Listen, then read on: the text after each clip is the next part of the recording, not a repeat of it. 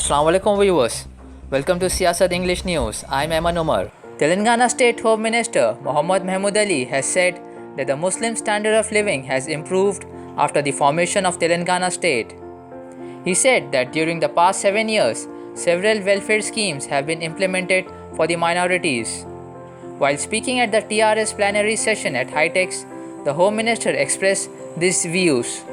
He also congratulated the Chief Minister K. Chandrasekhar Rao on getting elected unopposed for the 9th time as the president of the Telangana Rashtriya Samiti party. Mahmood Ali said the state government has sanctioned 1,606.39 crore rupees for the minorities in the current financial year, of which 765.31 crore rupees have been released. He reminded that a total of 6,644.26 crore rupees has been spent by the state government in the past 7 years of TRS rule for the promotion, welfare and development of the minorities, whereas during the Congress tenure of 10 years, only 925 crore rupees were sanctioned. The Telangana state's minority students studying abroad are facing financial difficulties due to non-release of funds under the Overseas Scholarship Scheme to them. As a result, they are forced to seek financial help from their parents. Funds under the Overseas Scholarship Scheme 2019 have not been released to the minority students studying abroad. Their parents are forced to mortgage their properties to pay up the fees of their children. The government had announced 20 lakh rupees under the Overseas Scholarship Scheme, but due to the non-release of full funds, these students are facing great difficulties in foreign countries.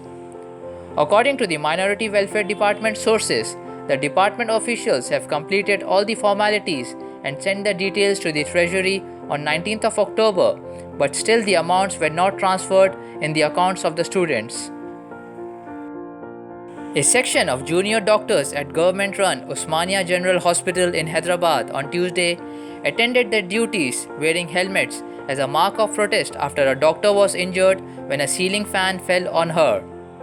A final-year resident doctor from the dermatology department suffered head injuries after a ceiling fan broke off its hinges and came crashing down on her in the outpatient building.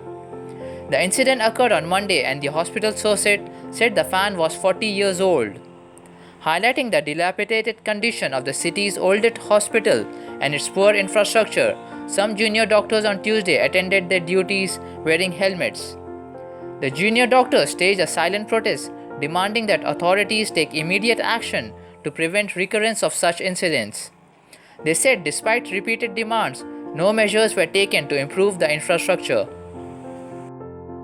The Telangana Minority Welfare Department will commence the coaching of civil services exams for 100 minority candidates from next Monday. The Minority Welfare Director Shahnawaz Qasim has decided to call all the selected candidates for counseling. He is in touch with 5 institutions to give their presentation before the students about the facilities in their institutions. After the presentation, the students shall be free to select the institution of their choice within 2 days from the date of presentation. The IAS coaching shall commence from next Monday. The selected candidates are required to come to the counseling session with their testimonials. In case of any student failing to attend the counseling session, another student shall be taken on a merit basis.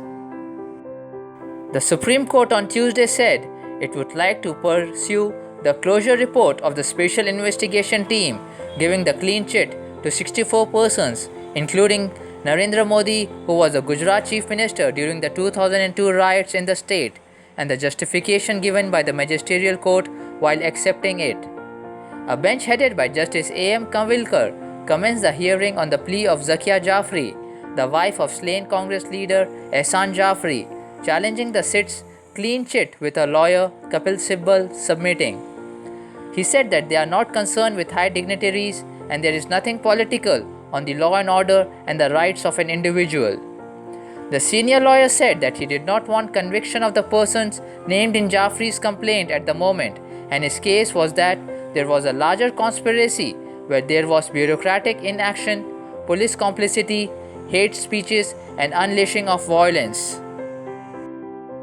A mosque was vandalized and 2 shops were set ablaze at Chamtela area in North Tripura district on Tuesday evening during a Vishwa Hindu Parishad rally taken out to protest against recent violence against Hindus in neighboring Bangladesh, the District Superintendent of Police Bhanupada Chakraborty have said.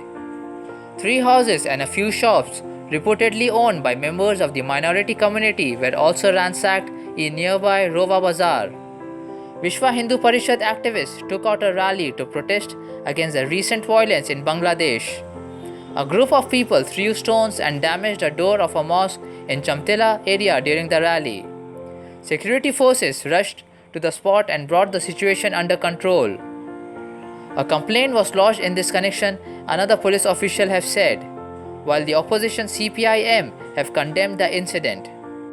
In a heartbreaking incident that took place at the Al Yusuf Cemetery in East Jerusalem on Monday, a Palestinian woman was seen resisting Israeli occupation forces who were trying to pull her away from her son's grave.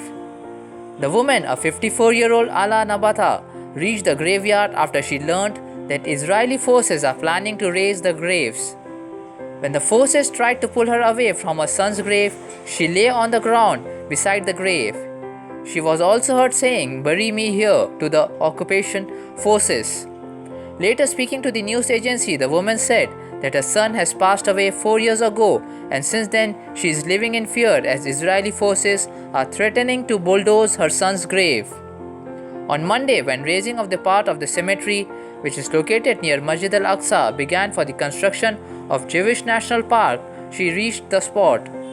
Other Palestinians whose relatives' graves are located in the cemetery also reached the spot. Many graves located in Al Yusuf Cemetery, which is one of the oldest graveyards in Jerusalem, have been bulldozed earlier. Union Minister for Commerce and Industry Piyush Goyal have said that the Indian Pavilion at Expo 2020 Dubai has seen 128,000 visitors in the first 25 days of the event. Expressing its pleasure over the high footfall at the Indian Pavilion, the Indian Consulate in Dubai put out a tweet which read, "Indian Pavilion at Expo 2020 Dubai has achieved 100,000 visitors milestone in 3 weeks of its inauguration since 1st of October 2021, one of the most visited pavilions at the Expo." It is said that the legacy of the Indian Pavilion will be intact even after 6 months of the World Fair. The visitors can experience different shades of Indian culture along with exploring investment opportunities. The Indian Pavilion is also hosting discussions on science and technology which are conducted at India Innovation Hub, where startup Indian companies are showcased. Thank you, viewers.